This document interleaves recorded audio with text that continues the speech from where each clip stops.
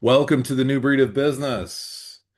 I'm Greg, and I'm here with my friends as part of the New Breed, and we are here to talk about cryptocurrency, which is short for cryptography, digital assets, digital currency. What is it worth? Well, we're going to talk a little bit about what's happening in the markets for crypto, specifically Bitcoin. Why has it dropped as precipitously as it has? And what's behind that? What are the market forces? A lot of things have changed and continue to develop both technologically and otherwise, and in our world, a geopolitical world that we're in. So, one of the things we're going to talk about today is like it used to be called Bitcoin, for example, digital gold. But now it really has separated from gold and precious metals as an asset class, and it's tough to make a compelling argument that it is any longer that. And we're going to show some graphs about why. In fact, I'm going to share my screen real briefly and see if we can put this up. So if you take a look at this graph here, this is the 6-month price performance of Bitcoin versus gold. And what we see instead of a correlation is what we would call an almost perfect inverse correlation. So as Bitcoin has dropped from 124,000 or 6,000 peak, which is not even on this graph, down to in the 60,000s and now into the 70,000s, you could see gold has done the exact opposite. So it has a negative correlation, which kind of disproves this idea. It's a new gold that's in digital form. I think one of the reasons that people talked about it as such is like its scarcity, because Bitcoin is fixed at the number of Bitcoin that are out there, kind of like gold, and the amount of gold that's in the ground is also fixed. And therefore, its scarcity drives up value. And then people looked at it as an alternative to the dollar or to other fiat currencies and said, okay, that's like gold too, so maybe they're the same thing. But now what we're seeing is that's no longer the case. We're going to jump into why that is, some of the market forces. It's in the write-up if you want to have a look. And there's also kind of a cool video that I put in the write-up that Glenn Beck made. He's a good educator with some humor. It's kind of a may not be everyone's cup of tea, but he has a good explanation in there about why what's happening to crypto is happening right now in terms of this price going down greatly, because it was up greatly at the peak not too long ago, within this past year. And so one of the questions is, well, why has it dropped by, in some cases, nearly 50%? And there's a lot of reasons for that. So one of the things behind it is ETFs are a phenomena of paper-based investments that you can trade with a stock ticker symbol, but they're not actually the actual Bitcoin or the actual underlying itself. They invest in the underlying, so there's a degree of separation there. So you're not actually owning the actual asset, you're owning the paper credit of that asset. And as a result, when you put it into that form, you can do what's called short selling, which is to borrow someone else's shares of ETFs in Bitcoin and then sell them. And that ends up creating, in a lot of cases, a price discovery up or down.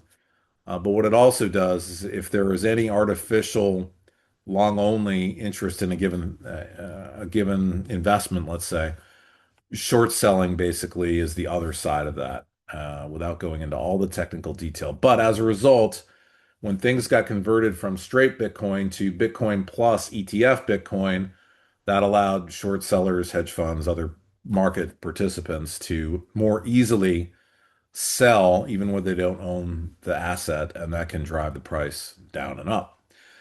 So that's one factor. Another factor that's involved is that if you recall, and you can look at our website, we've got a whole section on crypto.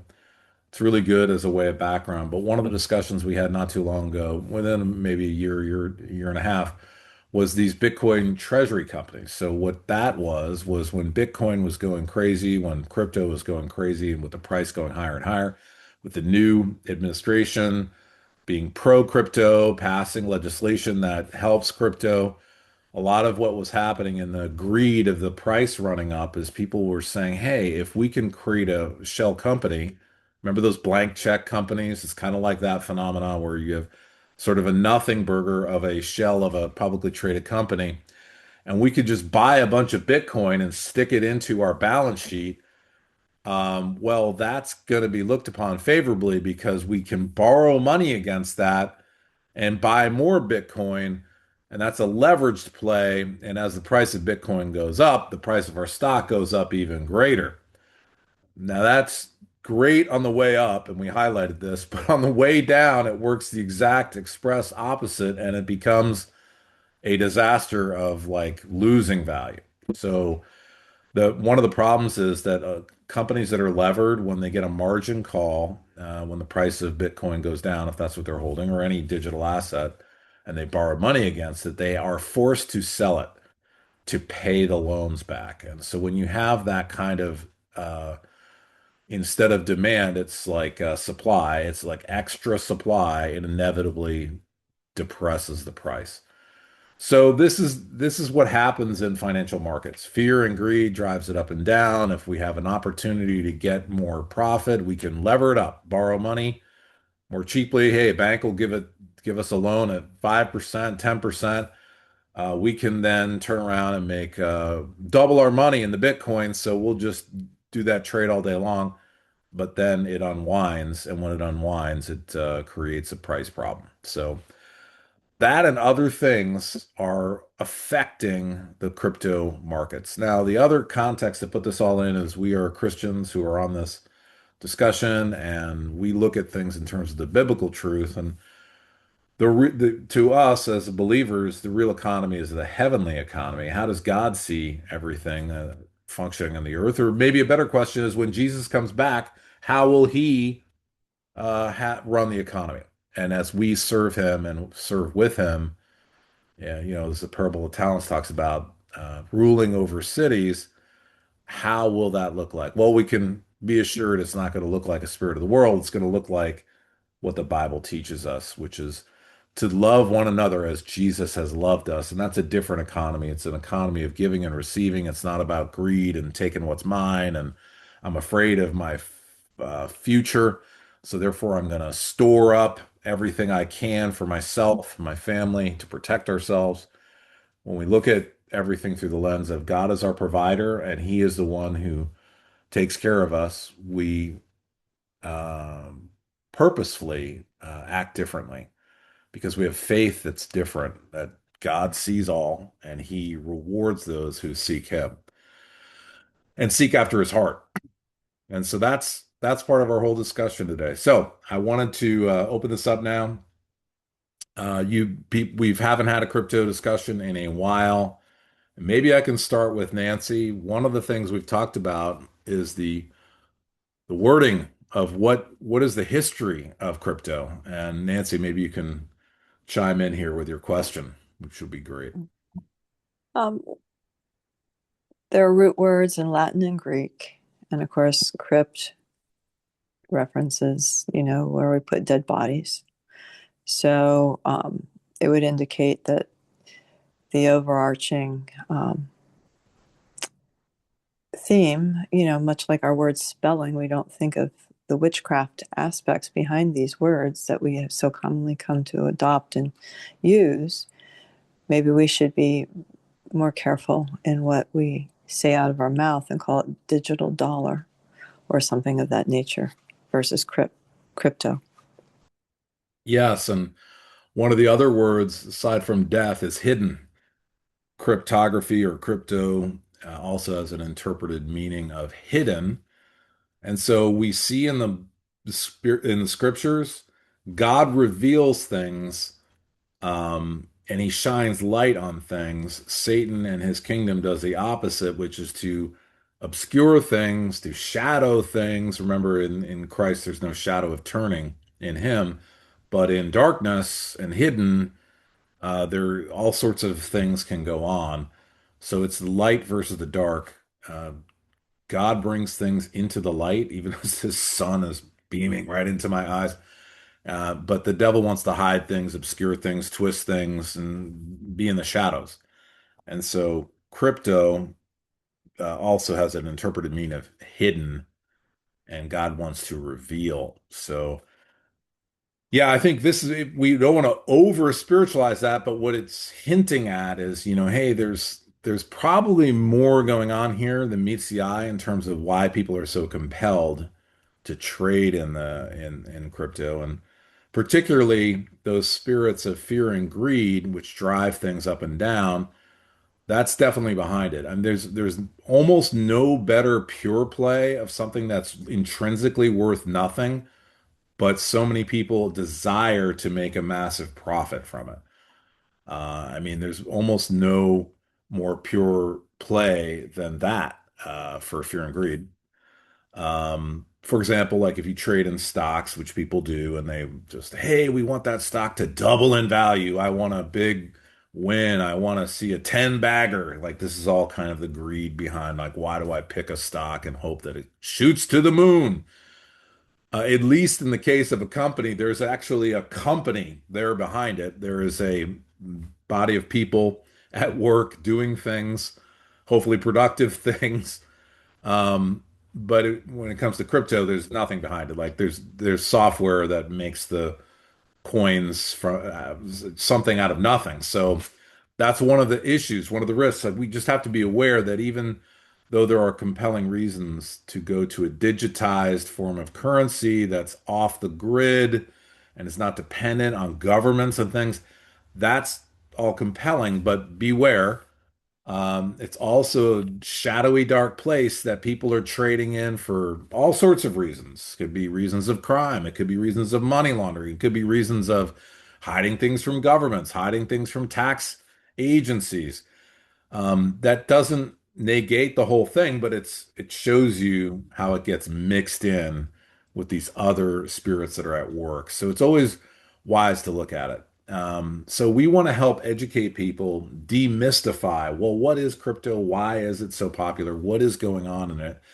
And it's really not that complicated. I mean, yes, there's some math behind it that's complicated, but it's not hard to understand what it's all about. But when you get underneath that, it's not just a black box. It's actually, we can understand how it's been created. And in the case of Bitcoin, it's a fixed pool of Bitcoin that in like half-life math, which is to say, if we keep dividing the amount of coins by half, we'll have an infinite amount of to reach. So as Bitcoins are mined, this half-life idea or math takes place. So you do some algorithmic work, which is called data mining, or not data mining, it's called mining more Bitcoin. And if you are the one who solves that particular math problem, you get rewarded with a fraction of a Bitcoin. But the amount of that fraction continues to be halved every periodically, every certain amount of Bitcoin is traded, and only a little bit amount is left to be released into the system. So this kind of creates artificial scarcity, if you want to say it that way. And that helps underpin the value of things for a while. So this is part of that scarcity of what goes on. But let's shift into why the pricing has gone crazy and even take a look at that inverse correlation. If anybody wants to put out there an observation they've had or a question, let's weigh into that and see what people want to talk about. Anybody want to have a, talk about a perspective or have a question?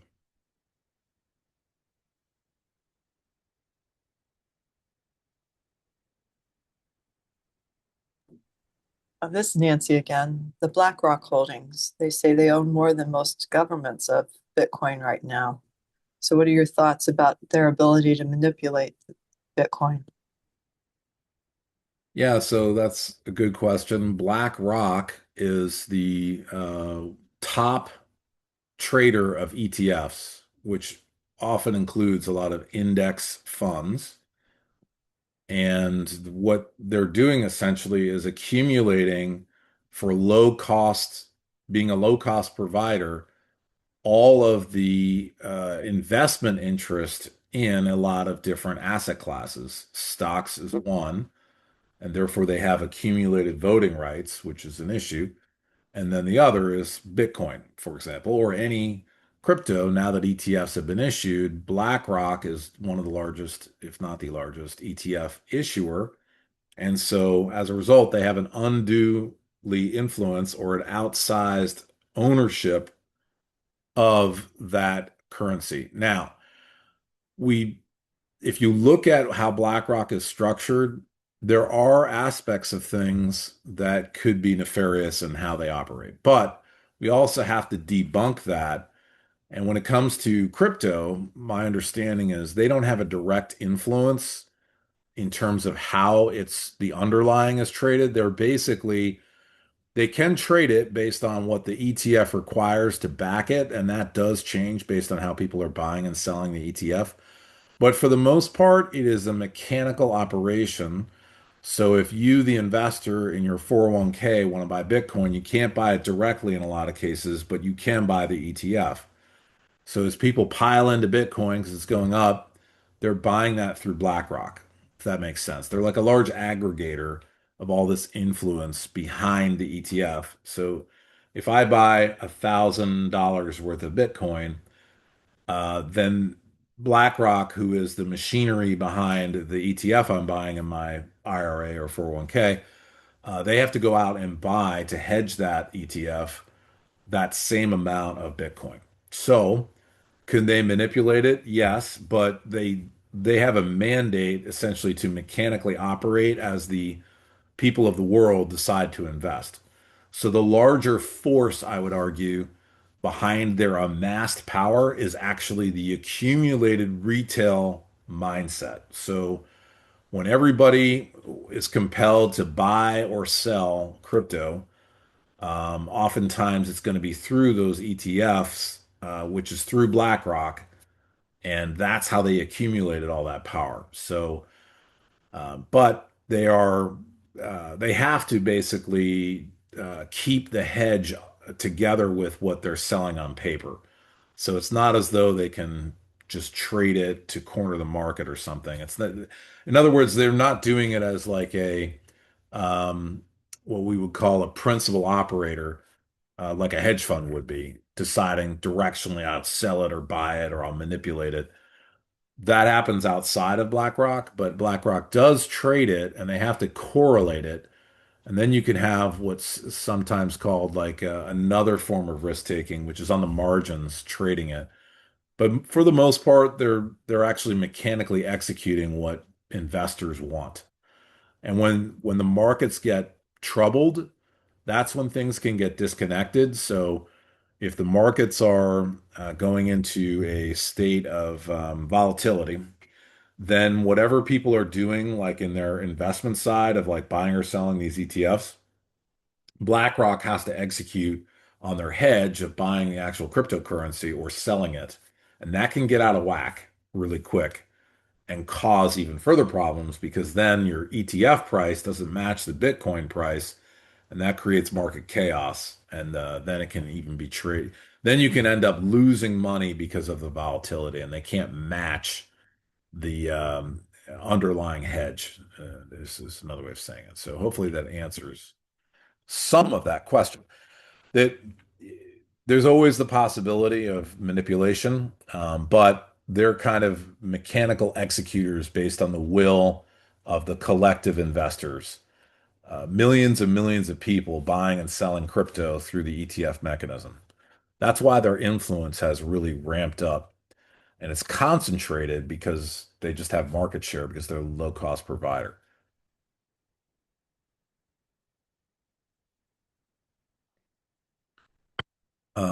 Anybody else want to ask a question or chime in or Yeah, have I a have a thought? question. Um, Yes. does anybody has anybody calculated the actual theoretical value uh, currently of what crypto is? It trillions or billions or and the fact that just what you said earlier that it had reached a high and now it's down almost 50%. Um, that seems to be like a staggering amount of, theoretical wealth since there's nothing behind it. I mean, it's just amazing that people would put their money into it. Great question. And I think from memory, some of our prior discussions may document this. I believe the total value of all cryptocurrency is somewhere in the region at the peak of, I want to say 2 trillion. And now that's like 1 trillion. So it's greatly reduced. And yes, that's like wiping out $1 trillion of debt, sorry, of value, which is big. It's those small amount of money. And that's the problem is whether it's 1 trillion or 2 trillion or its value is 5 trillion, all that is the value of what others are willing to pay for it today. And so the question is if there's nothing underneath it, like in the underlying value, it could go to zero. Yeah, So that's that's this risk that's always there. And when you make it bigger and bigger in value, say it's let's say in the future it becomes worth 10 trillion. And the rest of the everything else in the assets are worth but proportionately what less, puzzles and it me is creates that trouble in the market. people actually put hard cash. I mean, when you buy a Bitcoin, you're putting down real money to buy this ethereal, hope casino bet. Um, but if the whole thing collapsed, it could suck the whole economy into this whirlpool. Yeah, so that's one of the other aspects of our discussion today is what connects crypto to the actual economy. And more so, the phenomena of stable coins is connecting the two economies together and the financial system. So this is actually a increased risk, even as it provides increased convenience.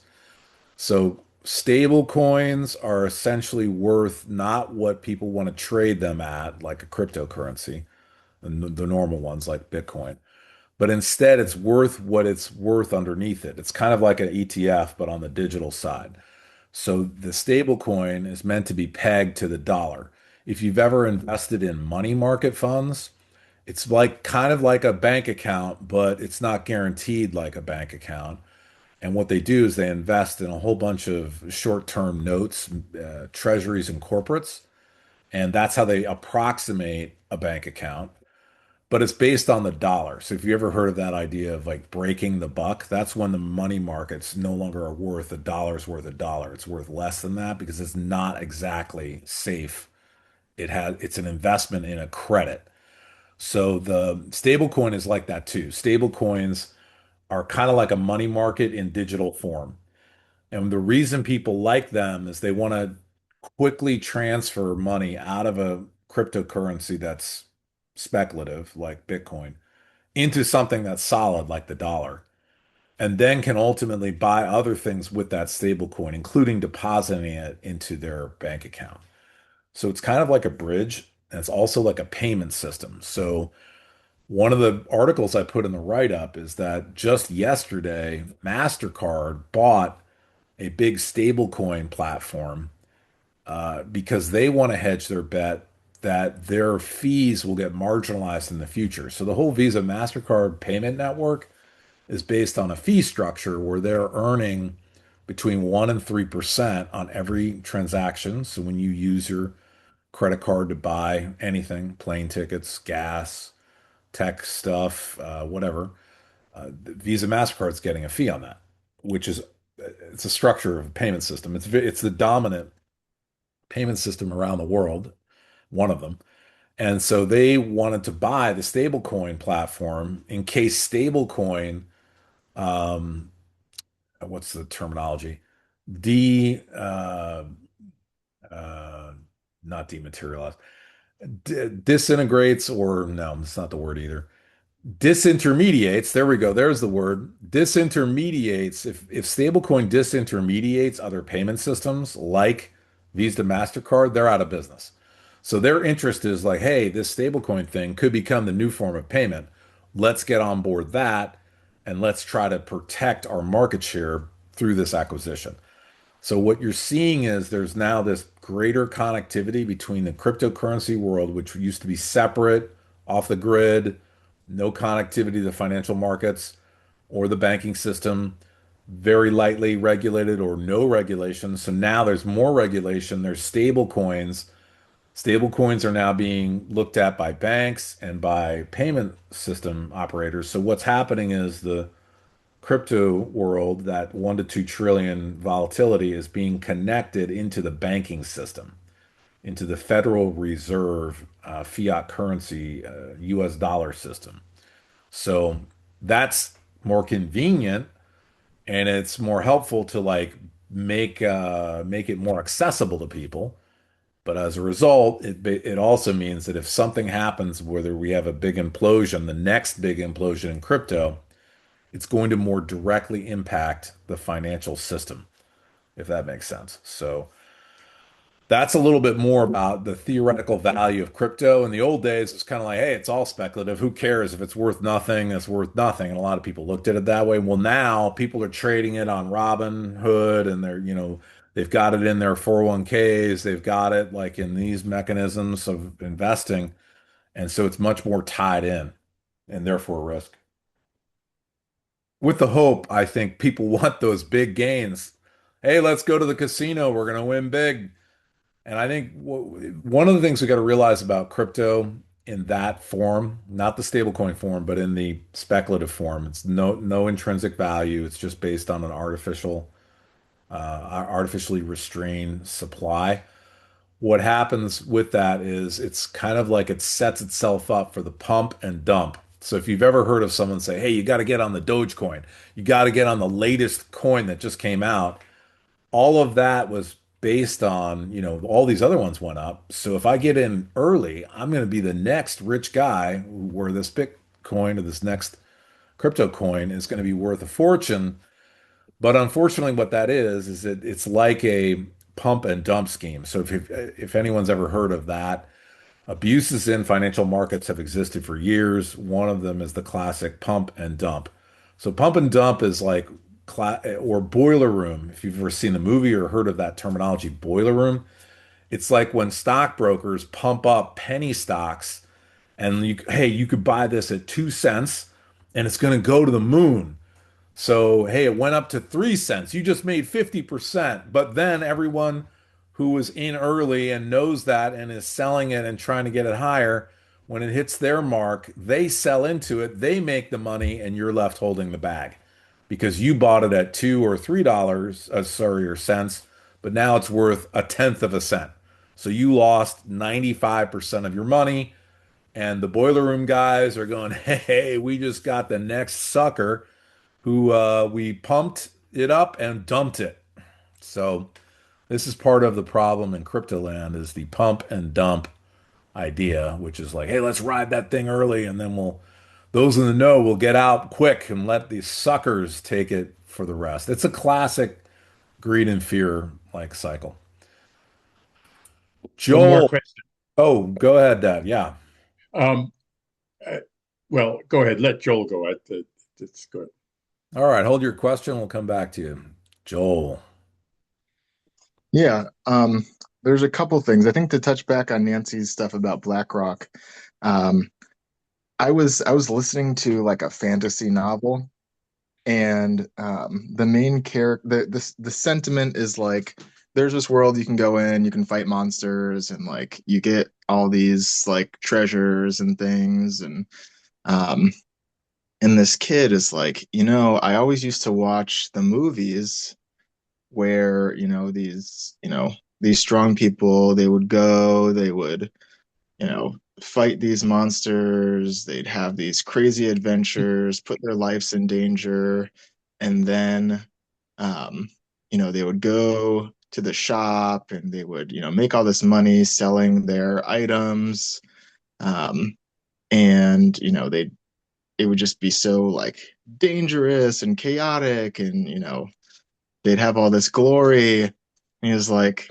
but I realized that's not the dream. The dream is to be the shopkeeper who stays home, doesn't have to be in danger, and makes money off like everybody else's like putting themselves in danger. And that's kind of what the, BlackRocks will do. That's kind of what, I think of, The like, casino owner will do. It's the same kind of idea, right? yeah, whoever runs the crypto exchange, making millions while people, and the more ways that people can engage with it, the more, money they can make. So that was just like a little fun detail, but um to kind of just like add to this, another function um is just like it's opened up this whole world of digital currencies that have nothing to do with, you know, the the systems of, Bitcoin, right? That have nothing to do with those types of supply models. I think about PayPal. Like PayPal has its own cryptocurrency. Mhm. Um, they call it a cryptocurrency, but it's not. It's a stable coin, and the whole entire point, like whether they say this or not, the point of it is to get people to open savings accounts because Yes. that's all that it is functionally. Functionally, it's like, hey, buy this. Let me open up PayPal right now. It says um, in PayPal when you go to actually is that PayPal?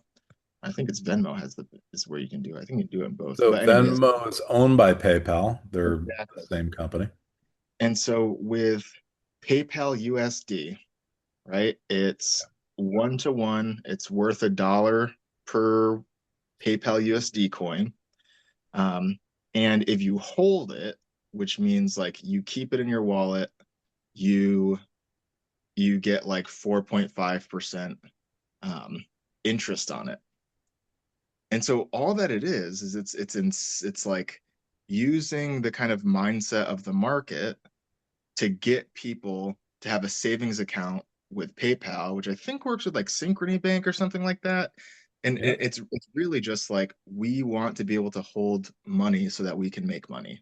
And like Right. we'll use this current trend, um, produce something digital that like doesn't majorly affect us. And now people will like leave their money with us as they would in a savings account, and we have more capacity to make money. Yes. And so what PayPal's doing there is they're primarily a payment system, a digital payment platform, but where they make all their money is not in the fees they charge for that. They do charge fees for merchant purchases, but they make money in the float, which is they hold your money. Even when, if PayPal takes 3 days to clear, they're making the interest in their depositing your payment into various investments, short-term investments, including bank accounts, but it could also include securities. That's how they're making their money. So everyone's interest, whether it's Visa, MasterCard, PayPal, these payment players, they want to hold your money, like you're saying, so they can make the float. And this savings product is like the next best thing. So if they can't get your money for free and make the float, they can get your money for an 80% discount, or sorry, a 20% discount, and they pay you some of the interest, 4.5%, while they are making 5.5% on the other side. And that's their game. And if you've heard of the Genius Act, it's this legislation that was passed in the recent times that is pro crypto, but it also has all of these mechanisms to protect the banking system participants and the payment system participants. And what one of those restrictions is, if you've read through that legislation, is that pure stablecoin can't offer you interest. It actually is prohibited by law now. So one of the reasons they did that was to, as a pro argument, was we don't want stable coins to blow up. And if stable coins start competing on interest, they're going to invest all of their reserves into speculative investments. And some of them already do. Some of them have Bitcoin to back a stable coin as like a portion of their balance sheet, which is nuts, but they do. And that creates a risk. Others put treasuries in there short term, but had a duration mismatch, which created another trouble. So all these things are quirks of banking and financial markets that crypto hasn't had to deal with, but now they do because they have the stable coin. And the stable coin has its own risks. So you have the political influence of let's protect the margins of established players. Then you also have the political regulation, which is like, well, we don't want these stable coins to blow up either. So that's why they can't provide interest. It's kind of a weird combination of the political sausage that gets made every time you pass something like this. But make no mistake, yeah, PayPal and Visa, MasterCard, they want to keep their cut. They want to keep their float. They want to keep your money so that they can turn around and make the margin on it. So So the that's a tough part of the legislation game. that you're talking about protects the businesses, but does nothing for the consumer. Right. So it's like everything's like, for these interests and those interests, but your We don't. average Joe is The is problem like is we not the don't have an first to start. individual lobbyist working for us in Washington, as every major corporation does. My question before Joel was back to Bitcoin and the mining of Bitcoins. Yes. Now, since there's only a fixed amount of Bitcoins, the people who do the mining, and apparently everybody from your brother who does it on the smallest scale possible to huge corporations with data centers using a tremendous amount of their cost is the electricity and the capital equipment that goes with it, but they're not actually, they're getting the Bitcoins for free in a sense, right? Yeah, so the way Bitcoin mining works is, remember, it's something from nothing. So they created all Yeah. these fixed amount of Bitcoins. But in order to get a Bitcoin introduced into circulation is done only through the mining aspect, or mainly through the mining aspect. So what is mining? Mining is when you're replicating the blockchain and you have to do the computations around the cryptography of that next block chain. So you're creating a copy that's encoded or encrypted. And so people compete to try to solve the math problem of that. How do I print the next blockchain that's encrypted that becomes the record keeping? People have to run their algorithms faster than the next guy. So that's how mining works. It's like the people who are the quickest to do it get the fraction of a Bitcoin. And then what happens over time is that the fraction you get for that solving the math problem, creating the next record that's encrypted, you get a smaller and smaller amount as time goes on. So as more Bitcoin is released into circulation, it's that half-life math, which is, oh, today you used to get one Bitcoin for every solved math problem. Now you get half a Bitcoin, and tomorrow you get a quarter of a Bitcoin, and then you get an eighth of a Bitcoin, then you get a 16th and a 32nd and a 64th, etc. And you can go on infinitely with that, right? Because that's what half-life math is. But the problem becomes when the price drops like it just has, 50%, and the math doesn't change in how you mine, that means all those fixed costs now produce a result of something that's half as valuable. So, um, one of the stats I remember, but we'd have to recheck this for current times, is that 90% of Bitcoin is mined in China because of access to cheap electricity and less expensive hardware. So the best hardware is like NVIDIA's hardware, but you can run it on a lot of different hardware, and it becomes this price computation power trade-off. And so unlike other things which have to have the top processing, you just need the most cost-effective processing. But that turns out to be you have to buy the latest stuff for the cheapest price for the hardware, the technology, the digital hardware you're running, and then your cost is electricity and the place you've got to run it in. That's what the math is simply. If you're going to win all of those computational mining puzzles, you have to have the power and the processing power to do it. But when the price of the commodity, the Bitcoin, drops by a substantial amount, that math no longer makes sense. it might cost you too much to pay your electricity bill and your hardware bill. So then people will could potentially stop mining it. That could also then reduce the price further. So it's one of the unintended consequences, let's call it, of the market price going up and everyone competing and spending more to get those fractional Bitcoins, introducing more Bitcoin into circulation out of a fixed pool. But then if the price backs down too far, it becomes uneconomic to mine. Does that make sense? Yes, it does. But apparently, there's still these huge mining operations, even with this, or have they stopped? I mean, when the recent drop, Some did of them that have cause stopped. all these? Yes. Okay. But again, what they get actually, yes, they're paying for the electric and the equipment and all and the personnel, but the Bitcoin is actually, whether whatever it is, a large part or a tiny part, free in that sense, right? Yep. Yeah, so it's not like they're hiring a group of people to go out into some vast land to pay money for something. It's like they're paying for the cost of the mining, which is electricity and machinery.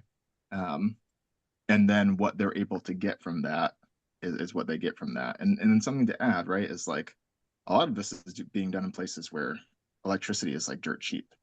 Yeah. It's not that's not something that's feasible and functional in most parts of the United States for like most like American citizens. But I think the same thing goes for like AI, right? That's why, these AI companies are buying, nuclear power plants because the amount of energy that it takes to like do this type of work, do this type of processing is like super high. So you need to be in control of that variable to make it continually profitable.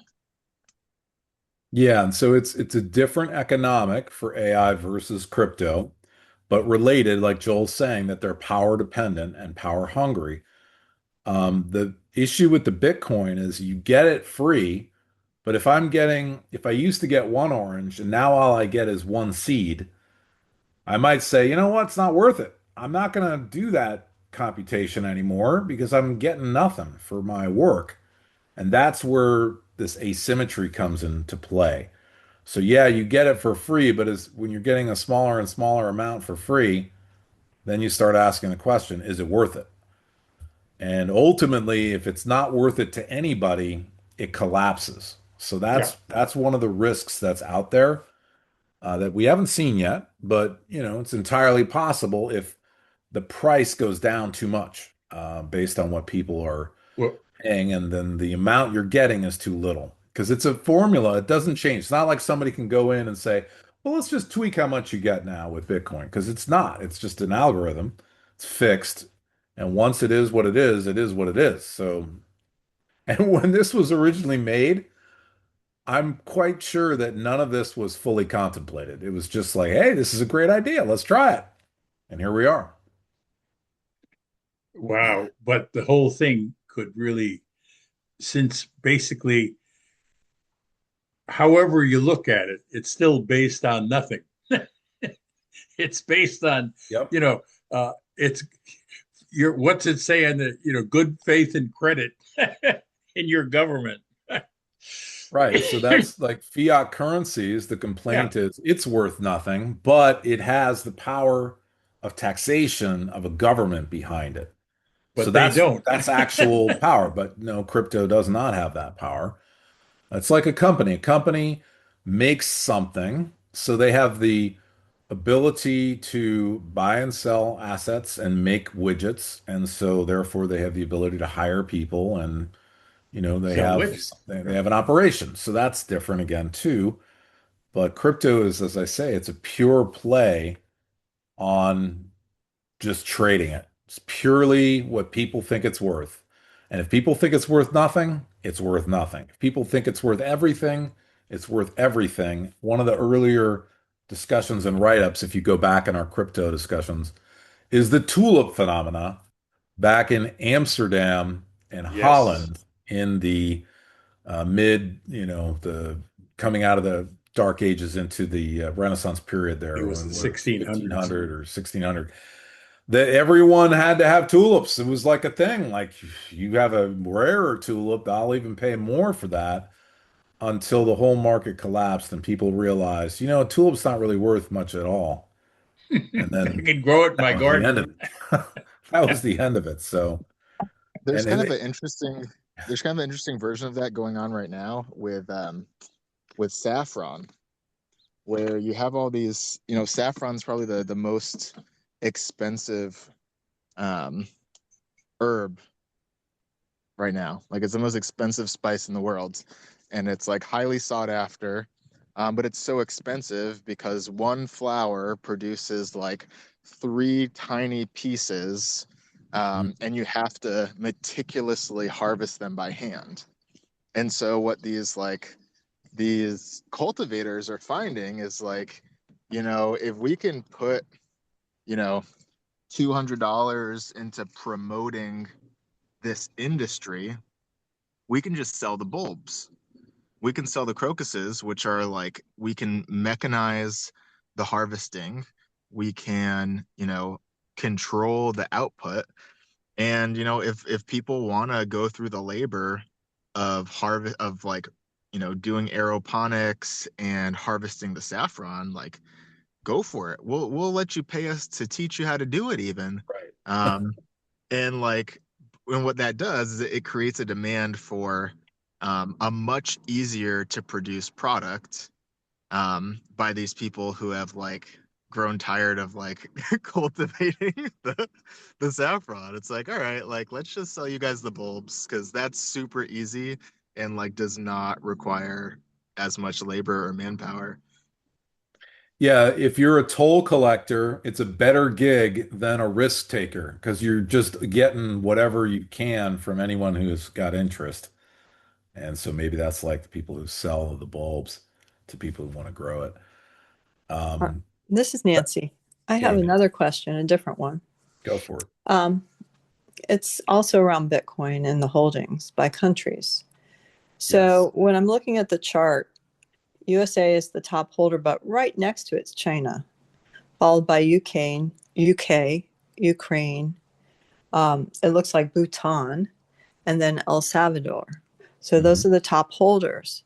Now, when I look at this and the current situation we have geopolitically, um, it would make sense that they would implode Bitcoin as a strategic advantage to stop China from funding war. So, what are your thoughts on that? So I think what your question is if the top holders of Bitcoin and with China at number two, if they're an enemy of ours, if they try to sabotage it, what damage could that cause? Or am I missing? No, basically, it's a money war. It's been a money war since 2011. So, in a money war, at some point, the USA would pull out, leave them holding the bag with nothing, and make it a useless utility, basically.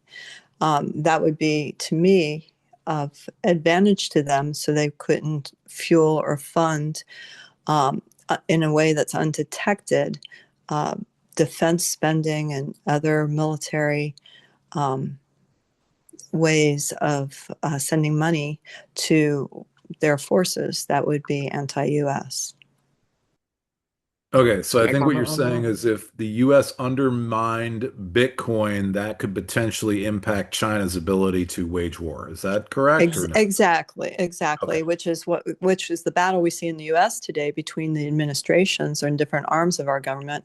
One is pro Bitcoin, and the other, and kind of like trying to make sense of it. But the pro gold group seems to understand that the gold's the way to go, and the commodities is the way to go. So that's kind of where my question sits.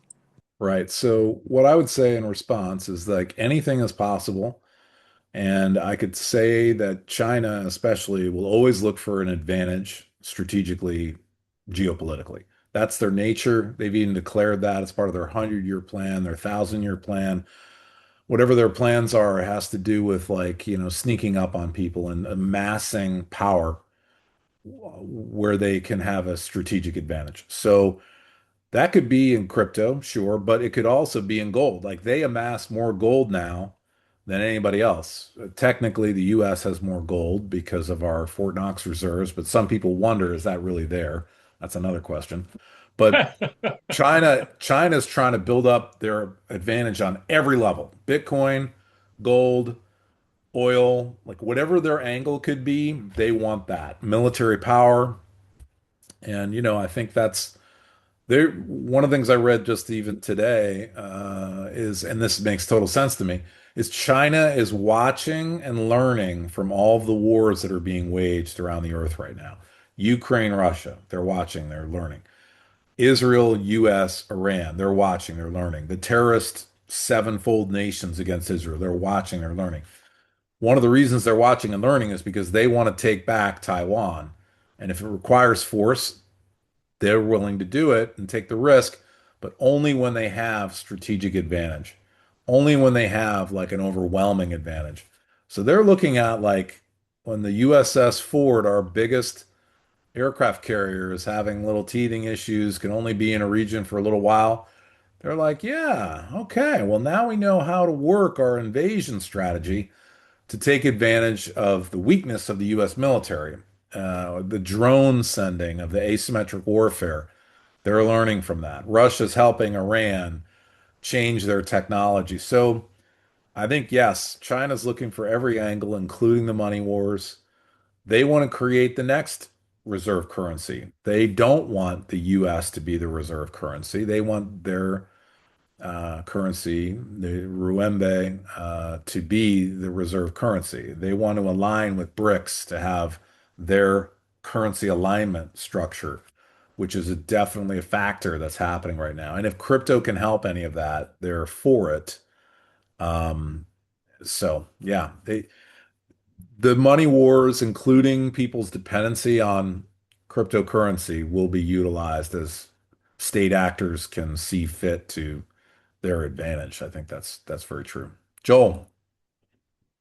I think specifically and conceptually, the notion of the United States backing out, like dropping Bitcoin in some type of major way, um, what that would do is it may drop the the value of Bitcoin in some ways, in terms of the the U.S.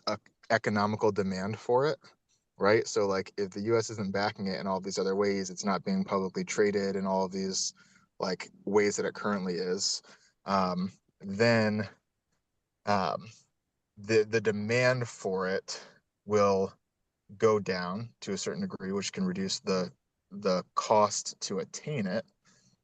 However, the function of it wouldn't change, right? And so if Bitcoin is this digital currency that's being used to, do kind of um, easier transactions, right? Hmm. Um, Paying the battle that line. wouldn't, yeah, like that wouldn't stop happening. And so, there could be this like, oh, we've invested all of this money into Bitcoin, but there's also like a functional like, oh, like we've actually just like invested into mining. And realistically, if there's less people mining, um, the percentage return that you get will be more. Most of the mining that people are engaged in the United States um, is like group mining. You're attaching a portion of your computing power with a bunch of other people's portion of computing power to hope to complete this equation before somebody else does.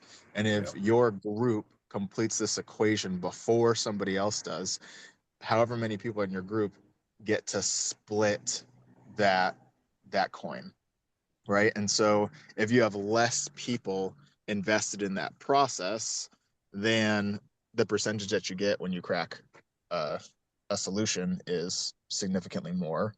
Um, but I mean, at the same time, um, so that's to say that it wouldn't necessarily have some big crazy impact on China unless they are actively purchasing Bitcoin with like whatever their currency is. And I think another cent there too is like if China is purchasing Bitcoin with like American dollar and then Bitcoin dumps and like that American dollar, like that value disappears and it's not really a part of the economy anymore, that creates a different type of thing as well. Um, I don't know if that's helpful. Yeah, I think it is. I think what also we need to realize is that as cryptocurrency becomes more mainstream, it's tougher to pull off like CIA level undercutting without affecting our own economy. So, as I mentioned before with stablecoin, like the more crypto becomes mainstreamed, then messing around with the value of that will hurt our banking system. Will hurt our governmental, you remember the bailouts thing, like that will come back around again. Watch when if crypto has like another implosion and it directly impacts our currency system.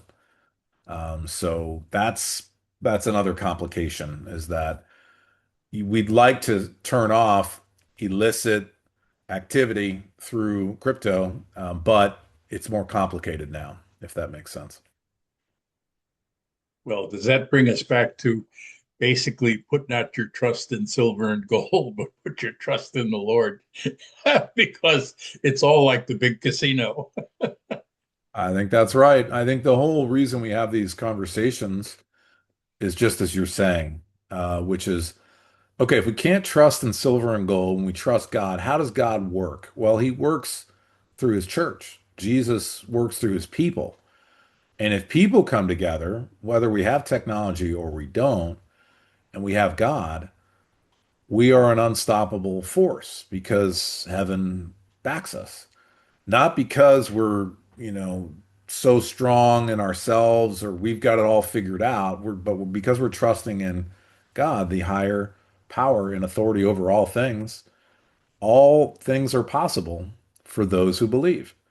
And I think that's the Absolutely. key to the storehouse economy and these alternatives is like, look, crypto technologies, they can be used, they can be useful. Internet can be used, can be useful. AI can be used, can be useful. But if we start trusting in any of those tools, we're making a mistake. If we trust in God and we have access to those tools, well, that's different.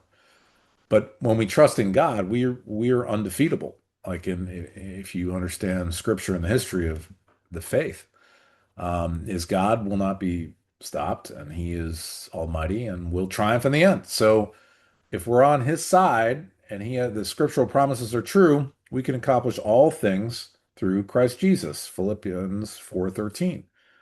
That's not just all things like that we want, or hey, I want to be rich, I want to be famous, I want to be great, I want to be powerful. No, it's like that verse is in the context of whatever we must endure, whatever troubles are here, this side of eternity. In heaven, everything's wonderful, right? There is no sickness, there is no sorrow, but in this earth, there's a spiritual battle. And so, as we come together as the people of God in the church, that is the power of God at work through one another. And the the the mechanics of how that works is very different because we're operating in spiritual principles. We were praying earlier into like the upside down nature of the God's economy. Like when we're weak, God can show himself strong and will act on our behalf. When we don't have anything in our own pocketbooks or abilities or strengths, God's grace can be sufficient for us to do whatever we need to do, for us to have the food we need, or the water we need, or the essentials we need, or anything that helps equip the church to reach people with the gospel of the kingdom. And that is not only a gospel of salvation, it's a gospel of these very things, trusting in God, and He's real. And if we have faith, even though we can't see it, we can trust in God and watch things happen on our behalf for God to be with his family. Miracles are one of those things. Like you can't count on a miracle through computations. Like you're not going to get a miracle through like more computing power. That's kind of brute force. But with God, it's like in our weakness, then he can show up and then food gets multiplied. Well, how did that happen? How does that work? Well, it works because God is in charge of all and can produce something from nothing. We just have to have the faith to step into that. So that's this alternative economy and really not depending on those things in the world or depending on our money or depending on our military might or depending on that. We're depending on God. And if he gives us those abilities and asks us to use them, then we deploy it. And I think that's a different perspective or attitude than he who has the most gold rules. That's the golden rule. So that's not the kingdom rule. That's the golden rule of power and might and strength. But kingdoms have come and failed, and that's the story. That's the biblical narrative. The statue of Daniel reveals that all these great kingdoms, starting with Babylon, then the Persians were mighty and powerful, the Persians and the Medes. Then Alexander the Great, remember him? Ruled the earth through the Greek Empire. What a mighty empire it was until it was no longer. The Roman Empire, the same thing. So all these empires will come to nothing. That's this idea of that statue will be turned into dust by the rock. Jesus is called the rock that grows from a mountain into a mountain. And this rock is not hewn by human hands. So if we understand that, that's wow. The things that are of God and created by Him, not by human strength or ingenuity, that is ultimately what's going to defeat all of those what would be termed as Antichrist kingdoms from the past or in the future. And that's why our trust and our hope is in Him. And the storehouse vision is for us to operate in that model on a practical basis every day, where we can incorporate His provision, His miracles. We can store things together as a community to release back into the community, not for our own selfish needs only, but really for the help of the community's sake. It's a community-based model where we're trusting in God and trusting in the relationships of those who trust in God together as a community, as a family. So this has been a great discussion, guys. Is there anything else people want to bring up? Any other questions about like even how crypto can be used in the storehouse models of things? Well, I'd like to bring up a point. Last year and the year before, when I travel internationally, especially when I go to the Southeast Asia or I go over to Ireland and the UK, everything's already on crypto. And in fact, you have apps that do conversions for you within the app. So the U.S. is kind of like hanging on to the dollar in a sense. And when you look at the stats, 14% of U.S. adults own crypto, but 60% have no interest.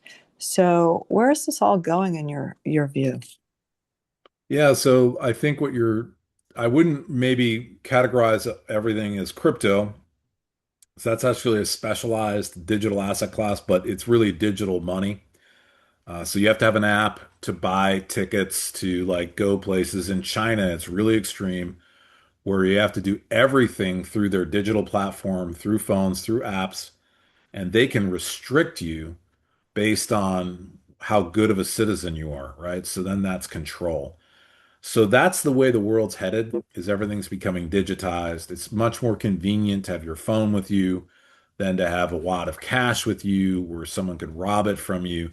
So that's the arguments for why people are doing that. But yes, it's kind of like herding us all together into a dependency, whether we realize it or not, on things that are a technology or a currency, or hey, if you want to buy or sell, you have to have this thing.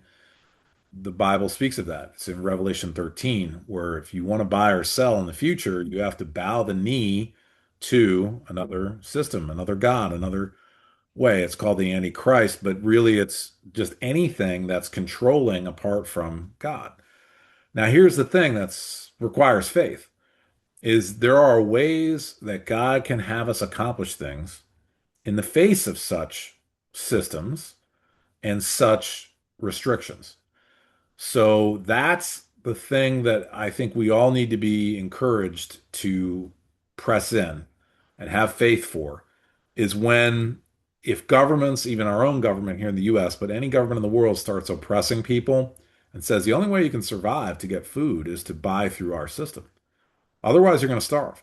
We have to believe that we're not going to starve because God will provide another way. And that could be a miraculous way. It can be alternative ways. It could be an underground railroad instead of a physical ticket on a train. It could be in other ways. We just have to open our mind up to those possibilities.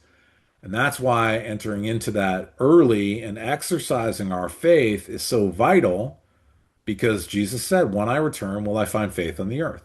Well, if everyone thinks the only way to get by is to trade through their phone and through apps, and the only way they're going to survive is that, we're going to be in trouble because we won't have faith to do it in an alternative way. There's always an alternative way. The question is, will we believe it or will we believe the lie that the only way to accomplish things is through the system, through the app, through the tech? So tech is good, but if it becomes a control mechanism and an idol, which is like, oh, the only way I can get this is to serve this idol of the system, that's where we will run into trouble. And I think that is a tougher thing to process in the logical mind because the logical mind will tell you, no, no, the only way to do it is through the system. And the only systems we've got are ones that are not based on freedom, they're based on control. And when those days come, and the Bible says they will we have faith? And I think that's the important thing for us to understand. And yeah, it's not necessarily going to be easy, but it will be a faith-led life whereby we can do anything with God's help. But we have to realize that at some point, there's going to be this point of can't bow the knee to the system that is essentially saying, pledge your allegiance to God, to this God, which is not our God.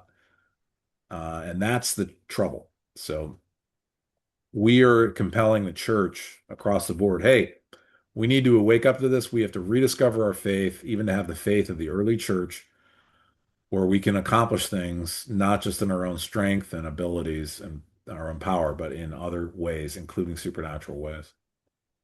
Great question. Thank you, Nancy. Anybody else before we go?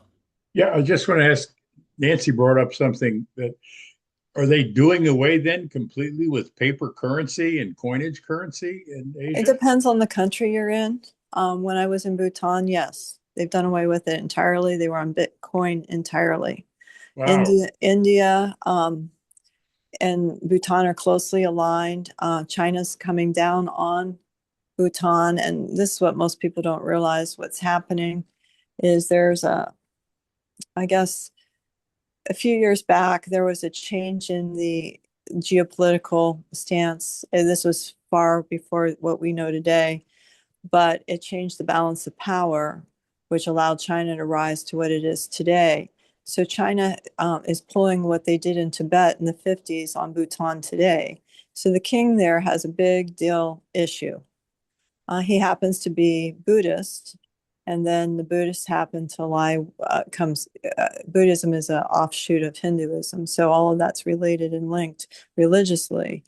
So they all have aligned with Pakistan and other countries for a Asian Rim cryptocurrency. And so there's different things happening around the world. These different groups are trying to bring their mainstream, their form of money. So as they pointed out, like China was originally planned by our Fed to be the next Fed, and things we were to be imploded and things shifted over there from what some people were saying behind the scenes. I don't have any evidence one way or another, so I don't know the answer whether that's true or not. But what we do see is a fight for that power in this hour. Hmm. Yeah, what I think we're having to further address that question is we have countries, third world countries, that have had terrible inflation. And because of that, they're ready for anything. Well, this is so bad, like Zimbabwe. This is so bad of an inflation. Let's just use Bitcoin instead. So I believe one of those nations was Argentina. Their inflation was so bad, they said, we're just going to switch over to Bitcoin. And then the problem was Bitcoin dropped tremendously in value. So they had an inflation problem again. So this is part of what's going on. Is that many nations that are just troubled will turn to another way, and that could be purely digital. I I think think COVID changed things as well because the countries learned that they had to have resources within because of the restrictions that happened at that time too. Food didn't cross borders like it once had, and so forth. And so, a lot of the countries I've noticed, especially in Southeast Asia, are developing their own infrastructures in case another event of that kind should unfold. hmm, Right. So that's really applicable to the church from my perspective as well, which is if we're too dependent on global trade, global shipping, global structures that can be disrupted, and we're not producing domestically, it's a major risk. So one of the aspects of the storehouse is food sustainability. So instead of getting all of our vegetables from Mexico, other countries, California, what can be done in a way that's sustainable locally is really important. So this addresses some of that very concern that you're bringing up, which changed in the pandemic. It got exposed. In the pandemic, like those global supply chains got exposed, and anybody who's thinking through that is saying, "Wow, if our if oil gets disrupted in price like it is now, like well, that's going to affect shipping. That's going to affect how expensive it is to send the stuff that we eat today we thought was cheap, but now it's unaffordable.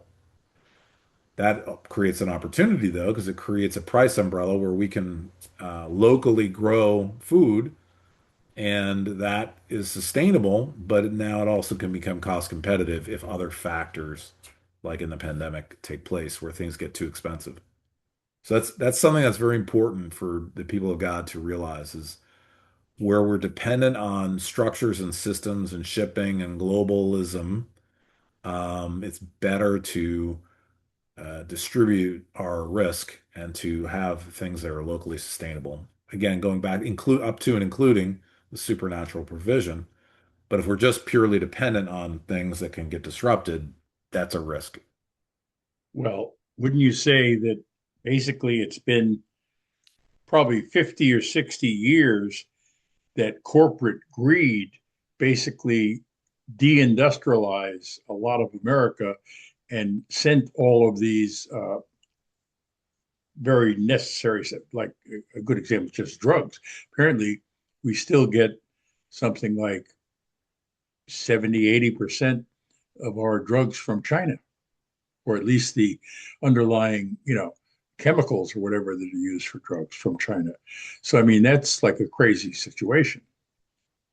Yeah, and it's because China took advantage of our desire, our insatiable appetite for lower cost goods and manufacturing, and that's how they gained that position and power. And then now we're dependent on that global supply chain.